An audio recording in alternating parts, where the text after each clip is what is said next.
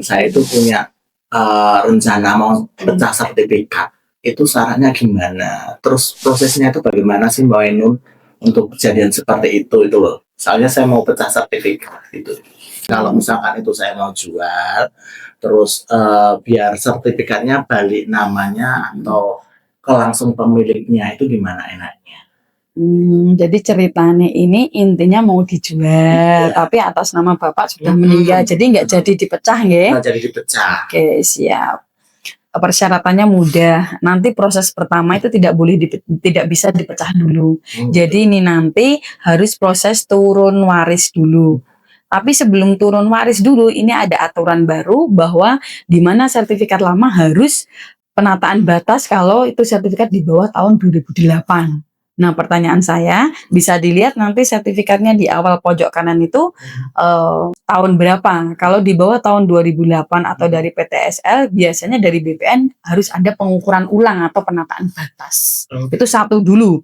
Yang kedua, setelah diukur ulang dengan ukuran yang tepat dan berubah menjadi sertifikat elektronik, barulah diproses turun waris karena atas nama sertifikat sudah meninggal Bapak. Pertanyaan saya, Bapak itu menikah berapa kali? Jadi ibu saya sudah meninggal. Ibu juga sudah meninggal? Sudah meninggal sebelum Bapak meninggal. Tapi ini Bapak menikahnya berapa kali? Selain Ibu jenengan mungkin ibu ada? Aja. Ya, karena kita berhubungan dengan turun waris, maka kita tanyakan Bapak menikah berapa kali. Berarti kalau sekali, berarti anaknya hanya 7, 1 meninggal dunia tadi ya. Jadi nanti prosedurnya adalah setelah penataan batas selesai, ukuran sudah tepat dan jadi sertifikat elektronik, dilanjut proses turun waris. Jadi ahli warisnya itu tadi ada 6 yang hidup, yang 1 meninggal ini kita butuh istri ya. Jadi istri almarhum sama anak-anaknya itu harus tanda tangan semua menjadi ahli warisnya yang meninggal dunia yang saudara kandung jenengan tadi.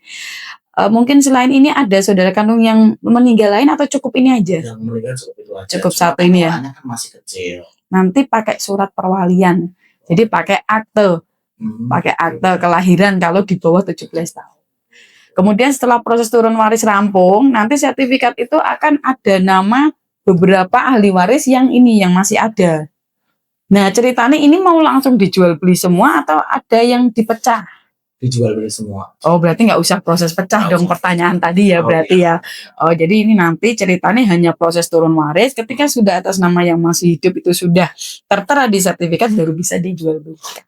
Nah, kalau untuk tahunnya di atas 2008 itu harus gimana? Jadi kalau aturan baru per 1 Juli 2024, sertifikat yang baru hanya disuruh validasi sertifikat aja. Jadi alih media menjadi sertifikat elektronik tanpa pakai pengukuran ulang, jadi lebih cepat. Nggak usah pakai jadi langsung.